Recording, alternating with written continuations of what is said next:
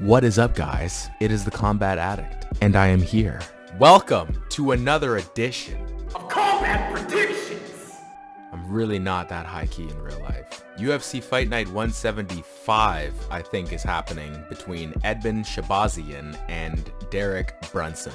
As usual, we always start with the lower ranked fighter. Edmund Shabazian, for those of you who don't know, is every UFC commentator's wet dream. He's a young, hungry kid who's come out of nowhere and taken the division by storm. First round TKOs everywhere. Yes! Oh my gosh! Oh my gosh! Oh my gosh!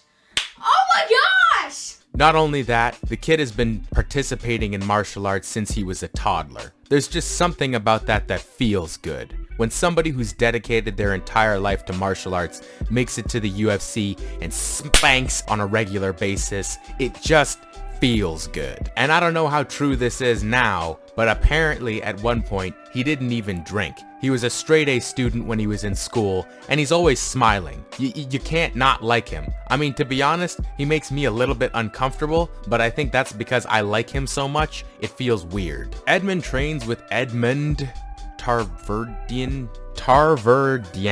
Weird name. Same coach for Ronda Rousey.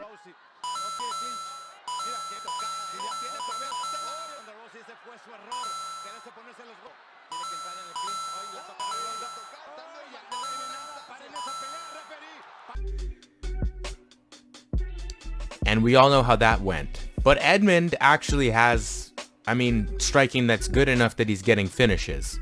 In any case, he's been getting tossed around by Ronda Rousey since he was 14 years old. He literally missed a day of school so that he could get thrown around by Ronda Rousey. And he's actually just been doing this his entire life, training everything from jiu-jitsu, wrestling. He did wrestling in high school just because he thought it would be good for his MMA career. Like, that's how long this guy has had the UFC and MMA on his mind. He's really what I would call a mixed martial artist, purely in the sense that he never did like jiu-jitsu and then transitioned to MMA or karate and then transition. He just always was doing everything because he knew he was going to be a mixed martial artist. Edmund Shabazian has victories over Brad Tavares, Charles Byrd, and Jack Marshman. So what about his striking? Honestly, it's really hard to say much about it other than it's decent. The problem is all of his fights end so quick that you don't really have a good idea of how good of a striker he really is. He is capable of putting people down and putting people out. He knocked Brad Tavares out cold with a left high kick. I don't know what you can say about that other than I think that Brad Tavares went a full 3 rounds with Israel Adesanya. Edmund Shabazian put him out in 1 round. That's gotta mean something with regard to striking. But because his fights are so quick, and also a lot of the times, he ends up finishing people on the ground, I don't really get a good idea of what his striking is like. When he has somebody hurt and they're shelling up, he really loves to throw uppercuts, especially the rear uppercut. And that's honestly how I believe he's gotten the finishes that he has, because most people don't throw punches like that. The guy is 6'2", and so he's got the leverage and the distance between him and his opponent that he can kind of see what he's doing and not really have to worry about getting hit right away, or at least that's what I think it is. I will say this though, when he fought the dentist, Darren Stewart, his striking really wasn't put on display. In fact, it was almost like he was afraid to strike with Darren. On the feet, Darren got the better of those exchanges, and in the 3rd round, Darren actually, my own opinion, was close to knocking Edmund out. What that means to me, at the very least, is that Edmund's defense when it comes to striking is not the greatest. So even though he's won 3 fights, it's not that he's that good. He's just powerful, probably accurate, and better than normal. But if Darren the dentist is going to be able to do that to you, even though you held on to him for most of the fight, your striking may not be the greatest. Now, mind you, that was his first fight in the UFC, and it was against a veteran. So what about his ground game? He's actually got pretty good movement on the ground. He does have a rear naked choke submission over one of his opponents, and he has been training pretty much every kind of martial art his entire life. He did wrestling in high school just because he knew he would be in the UFC. His weaknesses, I think, are that he doesn't have good defense. I don't think he's got good enough striking defense, and it's gonna be a problem for him. That would make sense as well, because Ronda Rousey, as you all saw, also did not have good striking defense. and I see shades of Ronda Rousey, or at least I saw shades of Ronda Rousey in Edmund Shabazian in his Darren Stewart fight, which, by the way, you can't find anywhere. I don't know why they hid this fight from the world, but it's invisible. Like, you can't find it. I found it, but that's because I have my ways. You don't need to know about that. What do I think about his, what do I think his edges are going to be? I mean, he's got really good finishing instincts. If he knows you're hurt, it doesn't stop. And he's also very accurate. The uppercuts he throws are very accurate.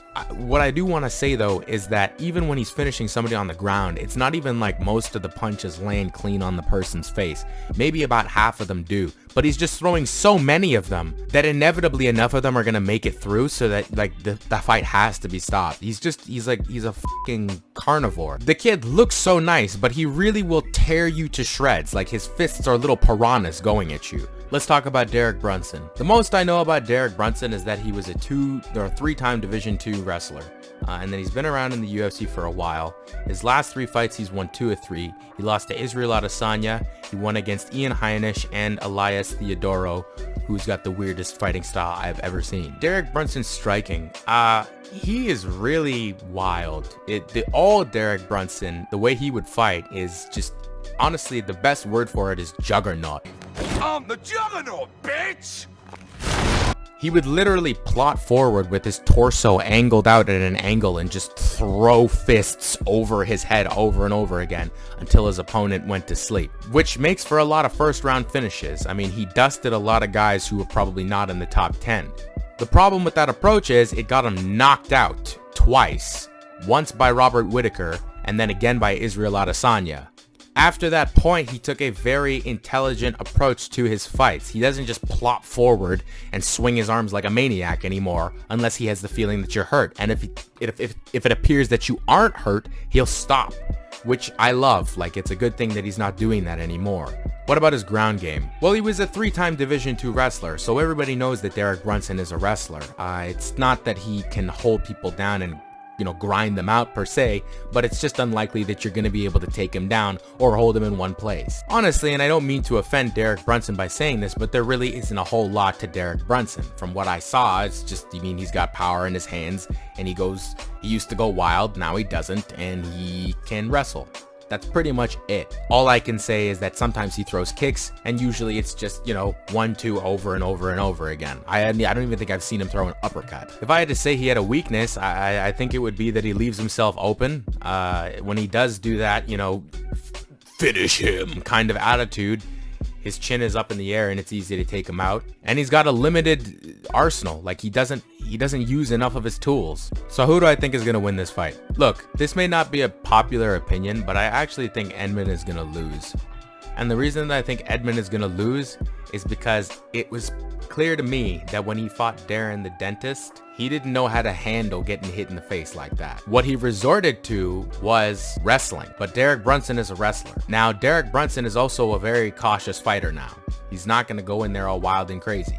So if Edmund Shabazian does what I think Edmund Shabazian is going to do, try and stand with Derek Brunson, he's going to take some hit shots to the face. He's not going to like it. He's not going to have anywhere to go because he's not going to be able to wrestle. And from what I saw, he doesn't have defensive striking. Like, he doesn't really evade punches well. So I actually think he might get knocked out. Like, I'm so serious. I mean, he's kind of a rising star and you kind of want to root for the new guy, but I feel like this matchup isn't really, I just feel like it's not good for him. I feel like if I picked Edmund Shabazian to win, the only reason I would do that is because he's like hyped up and new. I could be wrong. Edmund Shabazian could have done like a bunch of work in these last couple years and become better at striking. I just have not seen enough of Edmund Shabazian to know that. He's fought a bunch of people who we really don't, I don't know these guys who he's fought and beaten. Like, Brad Tavares is like the only one, and Brad Tavares is not on the same level as Derek Brunson. We know that. Look, you get in there with Ian Heinisch and you make it out, you win, you change your fight style, you become more conservative, you reduce the possibility that Edmund Shabazian or anybody else is going to be able to counter you, then yeah, I'm going to pick you to win. Anyways, man, that's it. So, Combat Addict out.